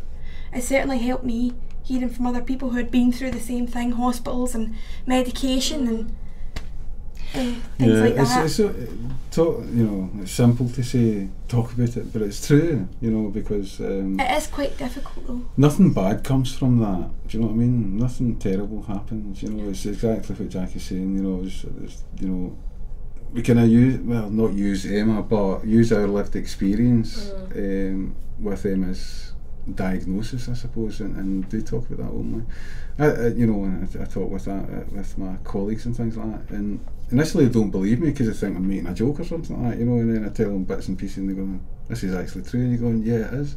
But I do think that opens that thing up, you know. There was a consultant I was talking to, and just by me talking about Emma, she talked about her sister and some of her experiences, kind of thing. And the last time that I met up with the consultant again, I said, how's your sister? And she goes, nah, she's doing okay, but my son was down and, you know, was talking about sort of anxiety and getting appointments with the GP and things like that, you know. And it's just about, you know, nothing bad happens, and it's much more common than we think it is, kind of thing, you know. So it's well, I've not experienced any bad things, I'll put it that way, and if anything, it's given other people opportunity to talk about their brother or their sister or their son or whatever, you know.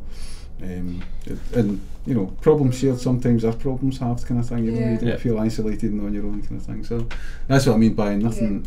So talking about it's the easy bit, or having that initial conversation is the difficult bit maybe, but after that it gets easier, I think. I completely agree. I think it's all about adding the human back into it, because often the statistics help to carry the message that, look, it's people aren't talking about it, but it is about saying, like, you know, everyone experiences it. Almost everyone experiences in some fact of their life, but that doesn't, you know, we get so desensitized because of so much information that's fed at us across social media. It is about having the real human conversations. No, it's about even dispelling the myths. I mean, because society puts this image of a mental health patient into your mind. I mean, you even saw a few years back with like the Halloween costumes from Tesco, Tesco, Asda, I don't know, some of those supermarkets anyway.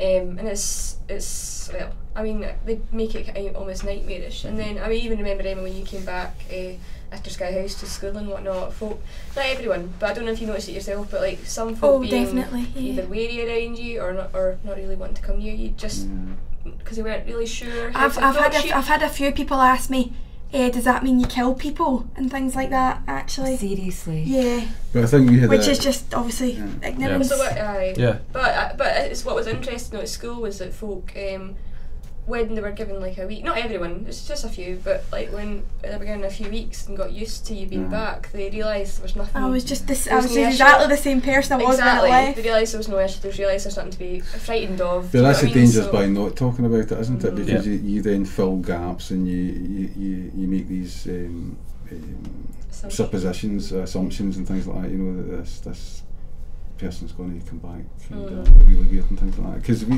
I think the three of us, you, Ailey, Emma and myself, had a snapshot experience at the school, and it was me getting a phone call sort of going, you need to come get Emma, what's her problem? And well, she's symptomatic. I'm going, yeah, and what's the problem? You know what I mean? And I remember, I don't know if you do, but I recall going up to the school and getting led down this corridor, and you and Emma were sitting in this room, and the teacher was there kind of going, you need to get rid of her. So it was our health Mr. Dunn, Oh, bless him. Oh no, he's really although I do remember they referred me to the school psychologist when I went back, and I went to see her and told her what was wrong with me, and she said, go away, I can't help you. I think to be fair, in our school they did. I think they tried a lot. I remember Mr. Dunn in particular did a lot for us. I think what happened is I think he just worried. I think he didn't really know how to I don't know how to say it, you know what I mean? He didn't really know exactly what was going on. He just had a kind of overview. So I think if he saw me and I looked a bit down, he would phone my mum and say, you need to come and pick her up and things. What would you all then say to a layperson that hasn't had experiences, and how they can cope and help and want to, what's the best kind of information? I think this is my I'm a woman, so I think information's power, and the more information you have, it makes you more powerful. So one of the best things that happened when Emma became ill for everybody in our family was the family therapist who gave out information to people about the type of illness that Emma has, the type of treatment, about the recovery prospects, all this kind of stuff. And I think, you hear too many nurses, and I can talk about nurses, saying, I can't tell you anything about your mum, your dad or your brother because of the confidentiality aspects. But if you talk to patients in carer groups, they'll say, well, you can tell me about the illness. So you don't need to tell me about Emma, I don't need to know about Emma, but you can tell me about her illness, and you can inform me about what that is. So leaflets, information, the internet is great for these kind of things. The Scottish Recovery Network, going in and hearing people's stories, all that kind of stuff, all then, so that you actually understand what the illness is about. I think the you're saying what with the layperson, and I think it's about listening to someone and keeping them safe. You know what I mean, rather than abandoning them and running away kind of thing. It's just about because people coming to you with mental health problems and things like that, there'll be a level of concern and distress kind of thing, and that can then knock onto your concern and distress and go, I'm out of here kind of thing, and that's probably the last thing that I need. It's just kind of going, how can I help you? Just that open question kind of thing, and staying with it, sticking with it. I agree with my mum. I think that the information that we got from members of staff and the psychologist and the family therapist was great, especially for my grandparents and my dad and my stepmum, because obviously my mum and Brian have been mental health nurses for a long time. So when you say she's schizoaffective, they knew what that meant. They could understand what was going on. Whereas, you know, my grandparents and my dad, they don't have any experience of it at all. Yeah. So I think they would worry. I mean, I think some of my grandparents put a wee bit of stigma on me, but I don't think they were trying to stigmatise me. I think they were probably trying to protect me. But things like, I was in the hospital here, Myers, and they would let me go for a walk myself. So I'd walk down to the wee shop in the hospital, and I bumped into my gran and grandpa's two friends, and they said, "Oh, what are you here for?" I says, "Oh, I've been admitted to Ward 20," and my gran was panicking, going, "Oh God, they're going to know it was the mental health ward, and what are they going to think of us and all that." And I don't think she realised that was quite hurtful towards me.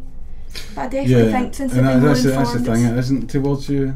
You know, and that's sometimes that they say, you know, it's about the mental illness, I suppose, you know, so it's not individual sometimes, it's just, you know, some of the difficulties that mental illness brings about, you know, and that's maybe about how you relate to people. And so I think your gran's probably just struggles with the whole concept of mental illness. It's not that you have it, you know, so it's not directed at you, it's just that ignorance of mental illness. One of the questions actually we've got here, I mean, we've kind of answered it, we've kind of not, I guess, but one of the things we've been asked is, you know, why do you feel as a society we continue to stigmatise mental illness when it's often not the bearer's fault, and how can we call ourselves a fear-free society if we I think again it's I know it's a very hard question to ask, but people don't know, and they pick Mm-hmm. things up from the wrong sources. Yeah. They pick things up like you know, in tabloid newspapers and things. They're very quick if someone's, you know, hurt someone or killed someone, to go, oh, they were psychotic, or oh, they were schizophrenic, and people build up this image in their mind of somebody who's dangerous, or, you know, isn't safe around children or isn't safe around people. And I think it is just people don't have enough information, people don't talk about it enough, and people can't form a healthy picture of what it means. They kind of pick things up from different places and they build this picture of someone that's completely wrong. Yeah, it's a bit, I'm just thinking of the analogy with when I was supporting the NHS, you know, and saying that, you know, what's reported is the smallest of things that are not right, and you know, what's going wrong with the NHS kind of thing. The whole thing's collapsing because of you know, whatever, an incident. Ideally, in a perfect world, it shouldn't happen. But I think that's what mental illness conjures up, is those kind of tabloid, high-profile kind of things, crazy acts, murderers, you know, let loose. And even like with the American shootings that have happened recently as well, they've all just said they've all immediately just so it kind of ignores, you know, and what I was saying earlier is that people, you know, who require hospitalisation in their lifetime with a mental health problem, it's quite short over the total piece, and it's incredibly small in comparison to the whole population of people who experience mental health problems. 1 in 4 people in the population experiencing mental health problems at some point in their life, kind of thing. That's a lot of people, you know. And really, people kind of hone in on mental health problems. Oh, I know about somebody that did some crazy thing, you know, and that becomes. We kind of lose sight of where we've came, and I think, you know, I know we need to finish this question off in a really positive way, I think, because, you know, when I started my mental health nurse training, when I started my adult nurse training, I worked in the elderly ward for people with mental health problems, and there was a lady in there who had been put in to the asylum when she was 15 because she was pregnant. So, and I was doing my training then, and I'm not that old, I'm only 51, right, so I was 17 at the time and doing my training. That was in the 1980s. So we're now in 2015, and, you know, so I kind of look in as a mum, and look in at Emma, and if she had been my age, and I had been my mum's age, then maybe Emma would still be in hospital, with the key locked up, you know, the door locked, and not, you know, and suffering from the side effects of the terrible antipsychotic medication they gave people in the 1950s and the 1960s. So we've came a long, long way from, you know, 1,200 people in an asylum because they urinated in the fountain, or they got pregnant, or they were abused. So, you know, we don't do that anymore, and I think I know, if I can talk personally, and if Emma doesn't mind me talking personally, you know, when Emma first got diagnosed with psychosis, oh my goodness me, I just went right back to, a patient that I remembered who was a 17-year-old guy when I was working in Leverdale, and his life just stopped then. And I was devastated, wasn't I? I was devastated that my daughter had psychosis, and it's not like that. No. It's just not like that anymore. Life goes on. You don't get, the door doesn't get locked, and people get forgotten about by I everybody. have to say the vast majority of people I've met that know about my mental illness are really kind and really it's understanding and really supportive. I think it's definitely the minority that are that stigmatise it, I think. So I suppose what I was kind of trying to get to there about how do we change things is we have changed it. It's came a long way in the last 50, 60 years, and hopefully in the next 50 or 60 years it'll go even further. Here's to that. Here's to that. Okay then, next question from our student is, how do you feel we can help young people be more aware of their mental health and any early warning signs? Oh, so yeah, and for me again, information comes up and about being able to talk about it, and if you can talk about it and people feel it's normal, then if you normalise things too much, that can sometimes tip the balance. It's not normal to feel depressed, it's not normal to cut yourself when you're young, do you know, and it's not a phase or a fad or whatever. I've been, as Brian said quite a few times, and I'm starting to feel it now, we are old, are older, and you know, I'm studying at the university as well as teaching at the university, and when I'm teaching I like YouTube and going on and showing people wee clips and things in class, and if you're looking up things like self-harm or young people or depression, it's been quite shocking, some of the things I've found on YouTube, some of the things I've found on Google, quite so that it's so, although we're saying we should talk about it and be more open, I think it's so wide open in some places that kind of normalises certain behaviours, which can, as an old buddy, it can be quite scary. You know, you never had that when you were young. Okay, we never spoke about anything either, but so I find that a really tricky one. I think there's a lot of money being put into young people's services from the Scottish Government, which is really helpful. I think there's a big move to pick up psychosis when people are very young, instead of waiting till they're in their 20s or 30s or even 40s. To pick it up, so that helps people get on the road to recovery quicker, helps families better. So I think that's really important about the government, where they put their money. So, you know, about investing in CAMS, investing in young people, and also about investing in health promotion, not just when people become ill. And then how do we do that? How do we take money out of one service and put it in health promotion? How do we take it out of services that are up and running to put it into health promotion? So it's a really tricky question that I don't think I've answered at all, but that's just random thoughts. No, but that health promotion that, you know, I'd made reference to, no health without mental health, and that's just that kind of not standard thing, but recognising the important things. And I think we'd mentioned that earlier on about getting into patterns and routines, you know, so you get that, you know, you go to university or you break away from patterns and routines that are very familiar with you, and you just go, hey, you know, and then after 2 weeks or maybe a month or something like that, you know, 4 years. After 4 years, I've got my degree. No, sometimes after a short period of time, because it's out with the norm, you try to re-establish or try to get back into it and feel comfort within new patterns that you establish, kind of thing. And I think that's what, you know, good mental health is about. It's about getting into those patterns of, you know, and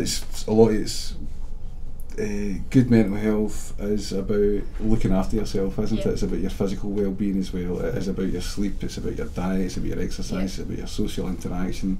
You know, it's all these kind of things. Drinking. So it's the big ones, you know, and those there's some kind of term that's used, kind of thing. You know, it is about tobacco, it is about smoking, it is about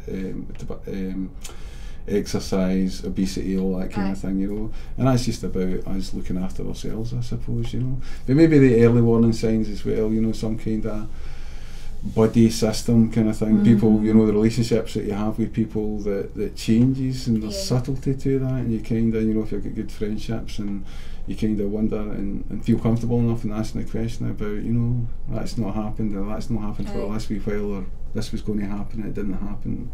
or didn't come off. I wonder what that's about. That's how we knew about Emma. Yeah. Our best friend, who's Yeah. sitting in the corner there, really, came to us and mentioned that you were I'm a bit concerned worried about about Emma. it, Said yeah. I'm a bit worried about Emma, and she spoke to you yourself as well about it. So yeah, it's I completely important. forgot I did that. Yeah. So long ago, to be honest. Yeah. But yeah. No, But you know, it's it's true. about Yeah, those no. knowing someone and Aye, it then is, noticing yeah. a difference. Aye. You know, so So it's a mixture of people knowing themselves, but also others knowing these individuals. Having healthy relationships. well, I suppose that's what I do. You know, I've been a mental health nurse for a long time, and I have often, when I meet with people in a clinic setting or in their homes or things like that, and I go, you know, we're in an honoured position today because the world's expert on Ailey is here, and it's not me. Right. So the expert, I think, everybody is their own expert. Yeah. They know how they tick, they know Yeah. how they think, they know how they interact, and all that kind of thing. So us as individuals are in the strongest position to have a good idea about how we work. Do you know what I mean? And if we share some of that with people, and then other people notice differences, then we can challenge that. You know. So the world expert in this room today is me. Probably the second world's expert will be Jackie, because she spends most of her time with me and knows how I kind of tick and can point out things to me, kind of thing. You know, so it's maybe that's what I mean by that kind of buddy system, or you know, that kind of early warnings kind of things. Just don't seem to be the norm, kind of thing. That didn't make sense. No, it did. No, it made does. sense in It that. does. It's It great does. advice. Like, from what we're hearing, it makes sense. Yeah. Don't worry. Okay, a last question from the students. I've got a couple more, but yeah, no, sorry guys. They're quite demanding, aren't they? Okay, It's a good job we're getting paid well for this. Okay, how can employers, in your opinion anyway, how can employers do more to make the workplace a more fair and supportive environment for people who are dealing with mental health illnesses? I don't know about the workplace, because I've never really been in a workplace, but certainly. Well, you've got the St Andrew's Hospice. Oh yeah, I do a kind of part-time in a St Andrew's Hospice charity shop in our town, and that's lovely. Everyone there is really nice, and they all know about my mental health issues. They probably couldn't name it, but they know I have mental health issues, because obviously during the time I've been working there for nearly 4 years, I've been in and out the hospital a couple of times, and a lot of the ladies have came to visit me and things like that, so they're really supportive.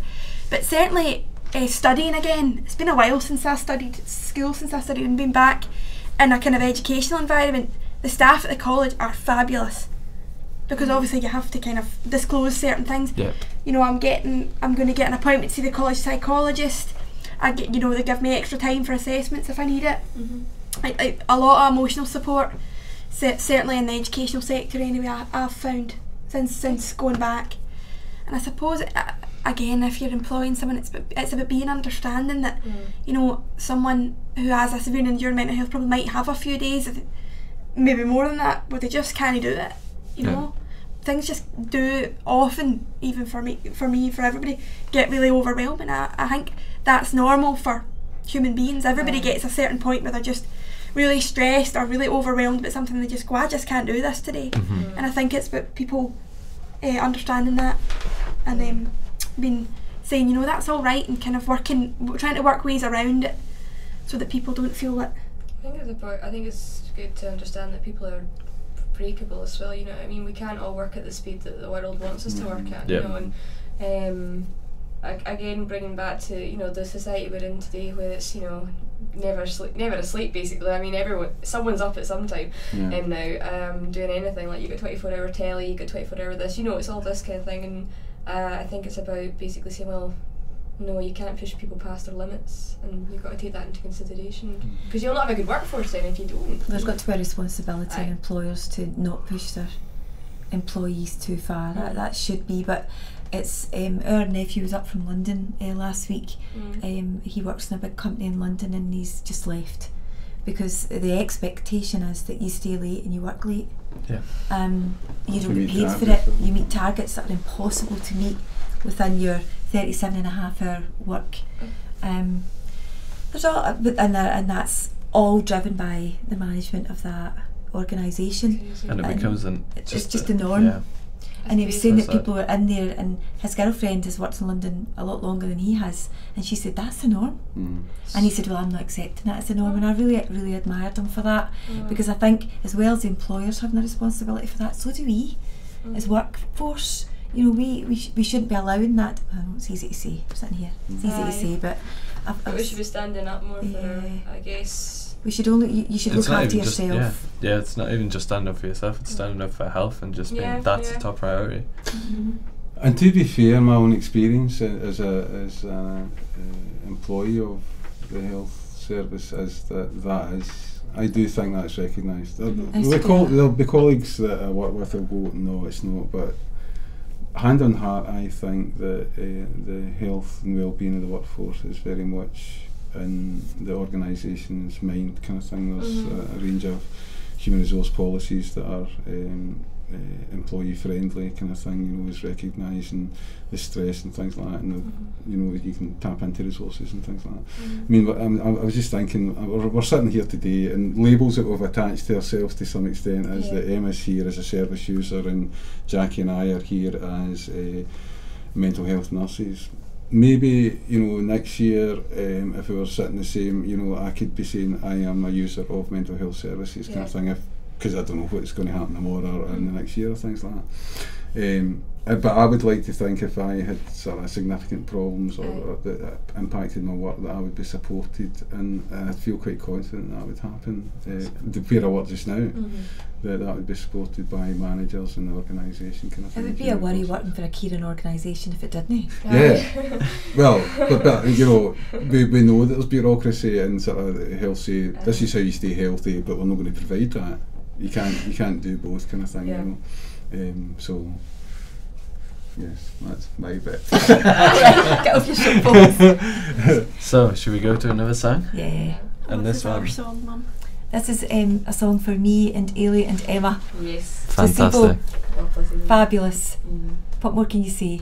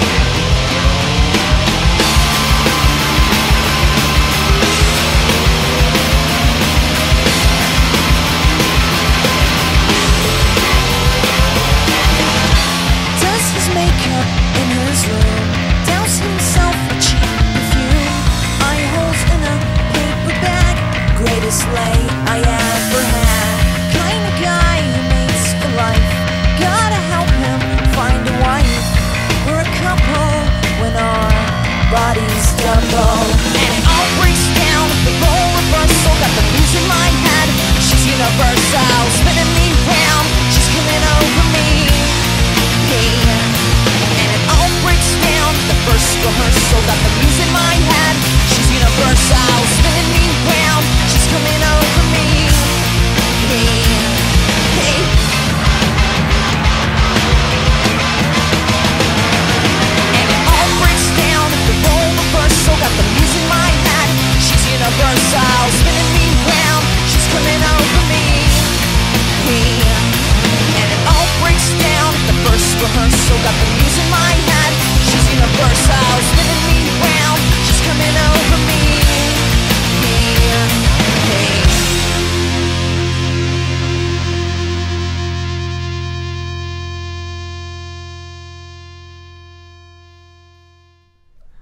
That was fantastic. I've actually never heard that song before. I really liked it. Yeah, really. Don't know what you're missing. Excellent. I'll definitely have to listen to more of Oh, it. you'll have to listen to more of the Single Place. It was fantastic. Like, they do a lot of stuff to do with mental health They as do, well, and yeah. a lot of their songs have got those And the themes guy, I think, comes from yes. Dundee. Yeah.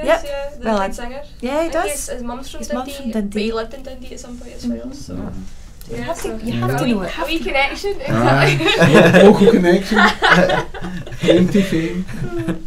Okay, then, so I'm just going to finish up with basically one last question, because it's two, but it pretty much ties in together. So, what's your message to any students that are listening in at the moment, or anyone that listens in later on in the podcast? What's your message to them if they're struggling either with mental health issues themselves or in caring for others with mental health issues at the moment? Am I speaking first then? Go for it, yeah. Both look to me. If you're any students out there, MD, if you feels that nobody understands what's happening to them, people do. You know, whatever's happening to you or however you're feeling, try and speak to somebody that you feel safe with. You know, don't just speak to anybody about it, but if you go and speak to a counsellor, speak to a friend that you can trust, speak to somebody that you think you've got a connection with, because usually people have heard it before. Nobody has experienced or been through something that hasn't happened to anybody before, and to share that experience can be such a relief, can take such a weight off your shoulders. And if you're caring for somebody, you know, don't keep it to yourself. You can't. It'll come out at some point, and it'll overspill. I had the pleasure of speaking to a student nurse a couple of days ago, and just asking how she was doing in her ward. And I was talking about being a carer myself, and she mentioned that she was a carer for a relative, and she wasn't allowed to talk about it to anybody. And the relief. Just being, she said, I feel safe saying something to you, thanks for letting me say it to you. You know, and she, for a young person, and I know that's a terrible position to be in. Huge burden. Oh, huge burden that no human being should ever need to have. So there are people out there, there's safe places to go and speak to somebody about how you're feeling. Never feel alone. I would agree with that. What about yourself, Emma? Have you got anyone to say to students that maybe even are coping with symptoms of mental illness? Or? Yeah, it gets better. you do recover. I mean, sometimes that does mean you'll have to go to hospital or you have to take medication, but I would agree with my mum. Talk to someone that you trust about it, and you got to see how things happen for that. It's a horrible place to be. Especially when you're trying to cope with it all yourself. If you've not said anything to anybody, it's really scary. But you know, things will only get better if you start talking about it. And there's a lot of help out there. I think sometimes people think it's a big secret, and a big secret you've got to keep. And I think by keeping that big secret, because you think there's going to be negative consequences, then that actually is shown in how you go about your day-to-day life. And you know, when you do talk to people about it, it then makes sense, you know, to those round about you, kind of thing, going, I thought that, you know. And that's what I said earlier, you know, nothing bad happens generally, kind of thing, you know. Actually, if anything, there's a sense of relief, and it's kind of okay. So these unique things that people think are unique to them, aren't they? Or it's that unique that everybody's experiencing it. Yeah. Well, fantastic, and thank you very much, Yes. guys. Thanks for having us. Thank you very much for joining all my questions. Thank you for the great song choices. Yeah, it's been a good exploration of a lot of deep themes, and anytime you want to come back and talk, we'd love to host you again. Definitely. Thank you. Really enjoyed Thanks for having us. No, thank you for Thank coming. you. So, Cheers. one last song, guys. What is it? Right, the last song, I've managed to get two in there. You go. Hey. So the reason I picked this song really is kind of, I'm not wanting to leave it the too depressed view, but it just kind of, people that aren't familiar with it maybe just listen to the words, and this is somebody writing a letter. The artist is Alice Cooper, and it's his experience, I suppose, his personal experience of writing a letter to his wife, and just after his experience of being in hospital, and some of his anxieties about how she's going to see him on his return and how their life is going to be. Perfect.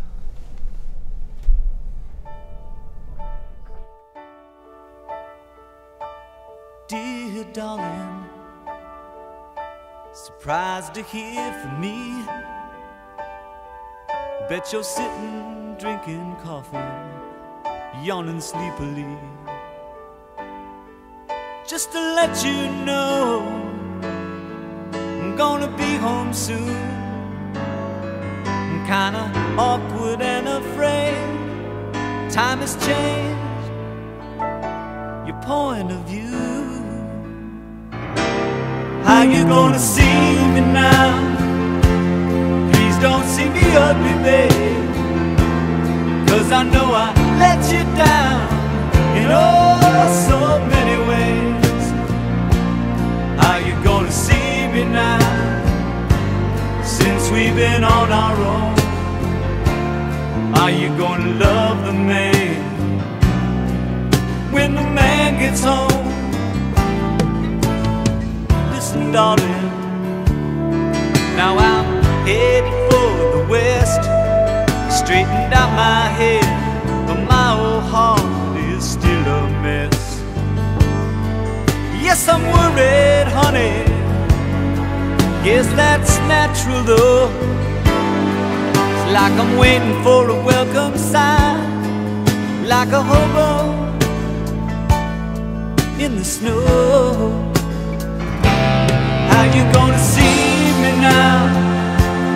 Please don't see me ugly, babe, 'cause I know I let you down in oh so many ways. How you gonna see me now, since we've been on our own? Are you gonna love the man when the man gets home? And just like the first time, we're just strangers again. I might have grown out of style in the place I've been. And just like the first time, I'll be shaking inside when I walk in the door.